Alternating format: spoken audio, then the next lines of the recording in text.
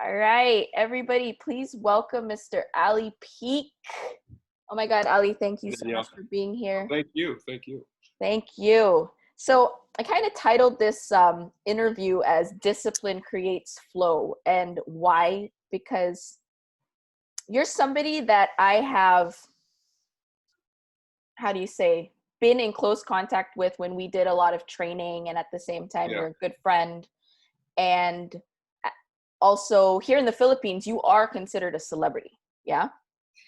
I guess you could say that. Yeah, yeah. So tell me a little bit about yourself. Well, about myself. I'm from the U.S. I was born in Hawaii. This was okay. Grandparents my grandparents, my mother's siblings. My mom comes from a family of eight. I mean, from a siblings, including herself, eight brothers and sisters, all born and raised in the Philippines. And they migrated to the United States. Not quite sure. I want to say in the 70s, late 60s, early 70s, and into Hawaii. And of course, I was born in 1975, and a few years later, we moved to the mainland. My grandparents decided to move to the mainland, which was California. And that's where I was born and raised. I mean, that's where I was raised. The majority of my life was in California. And just to fast forward, I attended St. Mary's College of California on a full athletic basketball scholarship. And then I was actually recruited. I was actually recruited by a few scouts who were actually head coaches. One from San Miguel, that was the late Ron Jacobs, and then Coach Norman Black, who is a legend. He's a former NBA player, import. He's one of the top imports to ever play here in the PBA. And so that was back in 1998 when I began my professional career. I think I was 22 years old at the time. Okay, nice. And then, very young. And then I retired I played for 5 different teams. I played for Pop-Cola. I played for Alaska. I played for Coca-Cola. I played for Santa Lucia, but that was for like 3 months. Very bizarre experience. It was a transaction experience. I felt like I was put on loan for 3.5 months. Talk and text, majority of my career. And I was able to win 6 championships. I was able to accomplish quite a few things. 5-time All-Star. Gosh, I feel like I'm bragging right now. But I mean, I was able to accomplish a lot. I retired in 2014. And it was interesting because my career came full circle with the person. I began my career with Coach Norman Black, and I ended my career with Coach Norman Black. Beautiful. And ironically, we both retired at the same age. He retired at 39 officially, and I retired at 39 as well. So tell me what it's like in a life of a high performance athlete. Well, there's the positive sides, and then there could also be the negative sides. And Talk about the positive sides. But yeah, we'll go positive. Yeah. The positive is, well, obviously you're living out a childhood dream, because not too many kids, even though it's not the NBA, still highly competitive, not too many players are able to fulfill that dream.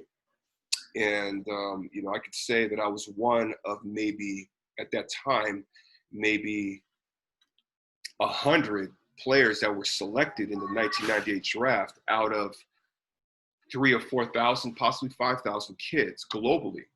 Okay. And you take that 100 and you consider that less than half of those guys are actually going to stick around. And then actual all-stars, or actual guys that are going to play for 10 years plus, probably maybe 1% to 2%. The average lifespan of any professional athlete, especially in basketball, and that's global, will last anywhere between 1 year to maybe 3 years. So it's a very, very competitive situation. But the positives was, you're living out a dream, and then also you get, when you you're motivated, you're driven, because what you're doing is you're not only trying to help your teammate and the company win, and you also want to perform well, so you train hard for it. And I took pride in training. I felt that I had to work harder than the next person because I was considered undersized at my position. Most guys that I went up against were 6'6", 6'7", occasional Wow. 6'9", 6'10". When I was in And you're college, like one of the biggest guys out here, yeah, right? yeah. Yeah, Well, yeah, I'm 6'4", 250 pounds. yeah. But the position I played in was a very physical, full contact position, which was inside the paint, underneath the basket. So there's a lot of pushing and jostling and shoving and biting and scratching and all that stuff. It was very physical. So I made myself Strong. more than durable to Yeah. handle all that. And I took pride in it. I took pride in it, and I took pride in the positions that the coach had me play in. Right. And I think that was my motivation. Outside of the fact that I did not want to go out there and get my butt kicked. I didn't want to be embarrassed, especially if my girlfriend's watching in the stands. Exactly. Yeah, yeah. But I mean, that was part of the motivation. That's part of what drove me. And of course, I wanted to win a championship. I didn't want to just win one championship. I wanted to try to win 10 championships, because for me, that's how you are defined. Did he get the job done? People are going to ask, yeah, he was a great player. Did he ever win a championship? Did he ever win one? And it's tragic when you hear someone say, no, he never got a chance to win. Because there's so many legends, guys that are much better than I was, that never got a shot at the title. And when they did get a shot at the title, they fell short. So I was very fortunate to be able to experience that, not just once, but 6 times. And each and every experience is the same or even better than the first experience. It's something that's unbelievable. And that's what you try to attain when you're in professional sports. That's what you're trying to get to get to the top and try to maintain being at the top. So I took a lot of pride in training almost every single day. It's amazing where you're talking about mindset here already. Yes. Right? Absolutely. Yes. Talk to me about that. Like, discipline and then the flow came through. It's like, is there a moment where it just starts to come together, where you've been doing everything and all of a sudden it clicks? Yes. That started to happen. Like, I'm not going to say it's one pinnacle moment or one defining moment. I think there are a series of moments. I remember my rookie year where I was having a difficult time understanding something. And through the course of the game, one of my teammates explained it to me, and it's like a light bulb that went off in my head. So that was one part of the knowledge that I had attained in that moment, right? So that gave me confidence, and then later on, like as the years went by, from my 22, 23, all the way up to 28, I noticed that there was a calmness about me when I'd go into a game. Of course, the nerves are still there, but it was a little bit different. I had more control over those nerves. I had control over that fear. You sort of use it as your ally, so to speak. You use it because that's all. A lot of men will go out there and say, "No, I wasn't scared." I don't believe that. We're all human beings. That is an emotion, and it was a God-given emotion. You can't get rid of that. You may be in a little bit more relaxed state, but that fear is there. It's there because it's what keeps us guarded. It's what keeps us on our toes. It's what keeps us alert and sharp. So those are some of the things. Those are some of the fundamentals that I used. Full circle, you mentioned, and that's very interesting. It's a very good question. I experienced the full circle when I was about 32 years old, because I still had some of my youth left. I had a lot of my youth left, actually, but I also had. I was also a bit of an elder statesman. I was also there was that experience that I'd had in a span of 10 years, that I accomplished in a span of 10 years. So things became more clear to me. So instead of trying to run somebody over physically, I was calculating. I was reading somebody, even if the guy was twice my size, and even if the guy was much more athletic than I was, had younger legs, I was able to figure him out just by reading him and watching him. So I was using more of my mind as opposed to my body. Of course, I still had to be in top condition, but I was able to, I guess, decipher. I was able to figure this person out just by observing him through the course of the game, or even studying him prior to the game. Amazing, amazing. Let's talk a little bit about this whole like race issue, if you don't mind. Sure. I think, and you being someone with a strong mind, a strong heart, a strong physical vessel, how are you handling it? Because you did grow up in the United States as quote unquote immigrants. Am I correct? Well, no, I was. Or tell me a little bit more. Yeah. I was. My mother, at the time of my birth, my mother was still a Filipino citizen. It wasn't until 3 months later that she became naturalized American citizen. That's how I'm able to play out here. Okay. Now, as far as that issue is concerned, it was very interesting because I came from a biracial family. So I had my father who was African American, and then my mother who's a Filipino, Filipino American. Yeah. What was that like? Well, it was nothing out of the ordinary, because my parents didn't really make a big deal out of it. It wasn't until I got older that they sat me down and said, "Hey, listen, Ollie, there's going to be people out there that are not going to like you just because you don't look like them or because of the color of your skin. There's also people that are going to think of you in a certain way based on what they see or what they hear on television, et cetera, et cetera." Back then, there was no social media. So a lot of people were talking more, and just assuming that this is how you were based on what they've heard or based on what they've seen. The stereotypes. Correct. Yeah.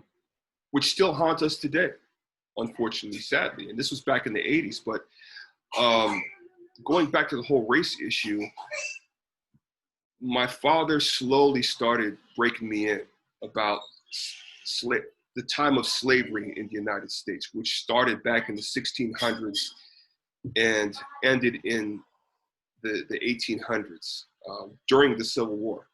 All right. It reminds me of that movie, 30 Years a Slave. Was it 30? It was 12 years. 12 Years a Slave. Oh my God. Yeah. Now, I've had my own experiences. Now, before I go forward, I grew up in a predominantly white neighborhood. From the age of 12 years old all the way until it was time for me to go to college. And I do return back to that city every single year. I have a lot of friends out there. I have a lot of white friends there, great friends who are also Republican. Some of them support Trump. I don't know about now, but some of them do. But what I experienced was from the police. There would be times where I'd just be dribbling my ball in a white neighborhood that my father lived in. We lived in, okay, predominantly white neighborhood, just dribbling my ball home, 13 years old, and a police car would come up right next to me, shine the flashlight on me and say, "Where are you going? What are you doing out here? And where do you live? What's the address?" Wow. Those types of things. Now, fast forward to the time that I was in my 20s, I remember one specifically where me and my buddy, one of my good friends back home, both of us collegiate athletes at the time. We were student athletes, and we're driving home from another city. And the truth of the matter was, he was driving for me because I had a few drinks that night. I wasn't tipsy, but we didn't want to take any chances. That's another thing that our family told us. Mm-hmm. You don't want to be driving out late at night because you put yourself at risk. And I'll get to that in a minute. You put yourself at risk by getting pulled over by the police. Mm-hmm. And oftentimes they're going to be white police, and you don't know what's going on in their minds. Yeah. They could be cool cops, or they could be cops that assume that you are a certain way. Yeah. Or they assume that you might be a gang member, a drug dealer. They might be racist. Yeah. It's the facts. We're driving up towards his mother's apartment complex. It's a gated apartment complex. Now this area is Canyon Country, which is about maybe 15 minutes away from my house, which is another city, but it's encompassed in one big entire city. Yeah. And this is the whitest part of this. And so, he's driving my car. We see a cruiser. We're going in opposite directions. Yeah. We see the cruiser, and automatically, because it's already instinctively inside us, oh man. And we weren't doing anything wrong. Sure enough, we see them, they see us, they make a U-turn, and they follow us for about 3 minutes. Really? And then they turn on the lights, and then they pull us over. So they come by the car, they say, "Whose car is this?" I said, "Sir, it's my car. Why are you not driving the car?" "I've been drinking. This is my designated driver." "Okay, this is the reason why I pulled you over. Your taillight is out." "Sir, may I ask to see the taillight?" "Yes, why don't you step out of the car?" "I'm asking because my mother just had it fixed this week." So we take a look at it. It works. There's nothing wrong with it. "Okay. They haven't asked for ID yet, driver's license, registration, nothing like that." Mm-hmm. They put us back in our car.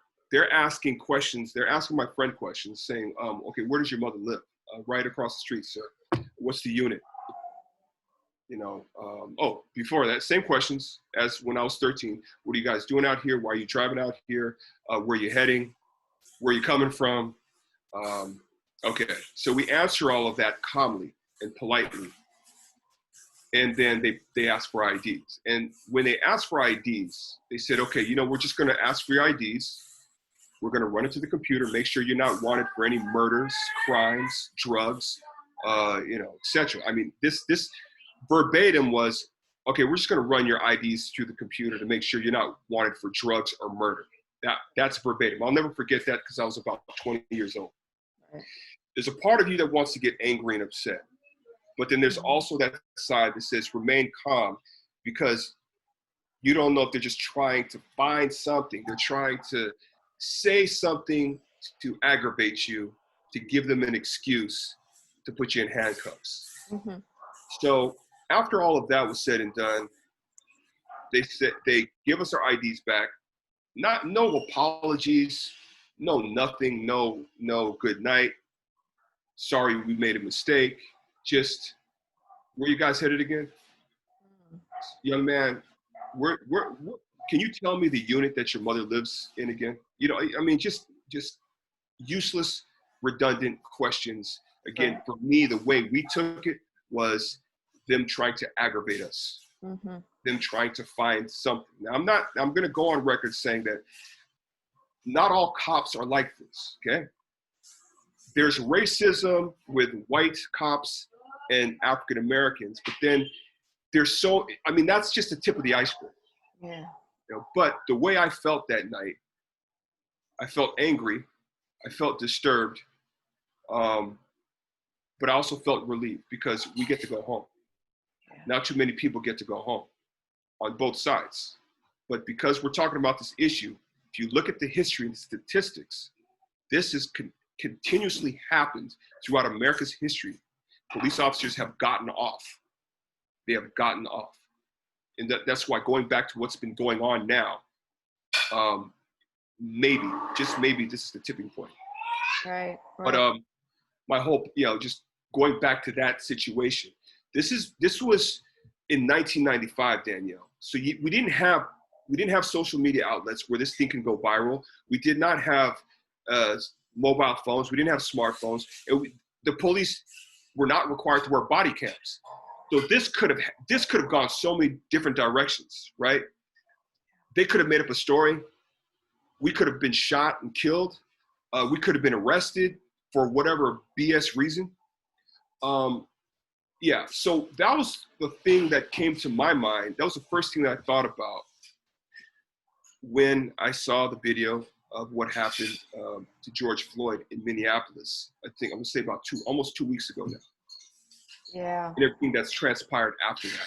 It was the first thing that came to my mind. But yeah, I want to get back on track here. I just Race. want to say thank Yeah, you yeah, to George sure. Floyd for his life, and I want to honor that part Yeah. of. It is. Yeah. It's a very very. This thing has been going on for ages, Danielle, and for me, okay, it's been swept under the rug. People that, whether they're racist or people that just feel that this is just too uncomfortable to talk about, Yeah. it's taking me out of my comfort zone. I don't want to deal with it. I think that's even worse, and that does happen. It's good to talk about Yeah, these things, right? yeah, As I mean, you're very good at compartmentalizing what you're feeling, and at the same time what you actually really need to do mm-hmm. in the midst of this, right? And you are a family man. You have a beautiful Yeah, partner. You have a amazing son. You know, you have a family. But in the midst of all of this, and I'm feeling you, mm-hmm. how are you able to process this? And Well, in the beginning, I was filled with a lot of emotions to the point that I couldn't really, if you were to ask me this, it's interesting that you asked that. If we were to have this interview and we talked about this maybe a week and a half ago, I don't think I'd have been able to articulate everything that I really want to say because I was filled with a lot of emotions. Emotions of sadness, anger, and just kind of like, what is it going to take? yeah, Type thing. And you're just so sick of hearing about it. You're just so sick of seeing it. yeah, And you're so sick of seeing the injustice. yeah, Another thing that I think about is I'm going to have to explain this to my kids when they become of age. That there's going to be people out there that are not going to like you, not because of your character, but because just of how you look, yeah. because of the color of your skin. And for me, that's, that's they're going to experience it at some point in their lives, more than once. And just thinking about that now that I have kids, that kills me. It really Yeah. does. Yeah. It's interesting you talk about that, because me coming also from an international background and being very sheltered actually by family, and then coming back to the Philippines and being highly aligned with like my Filipino side, but then not being accepted because the color of my skin for whatever reason. Yeah. And it's incredible. It's incredible. And I honor somebody like you that has been in the limelight, because I'm sure if we look back at like papers or whatever, people had shit to say, right? But you still made it happen, and you still continue to make it happen.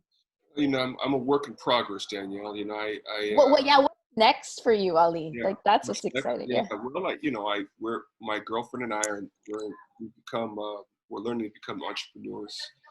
So we have a business together, but I also have been able to accomplish a lot of lucrative deals over the last 8 or 9 months through real estate. Amazing. So it's sort of like a redefining of myself from basketball, which is no longer, I mean, it's always going to be a part of me, but that chapter is closed now.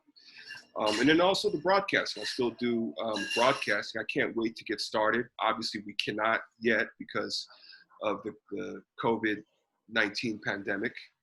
But those are the three things that, I really aspire to do and And become successful at. you life coach as well, right? I mean, like, for No, very I few don't. people, No, you didn't want.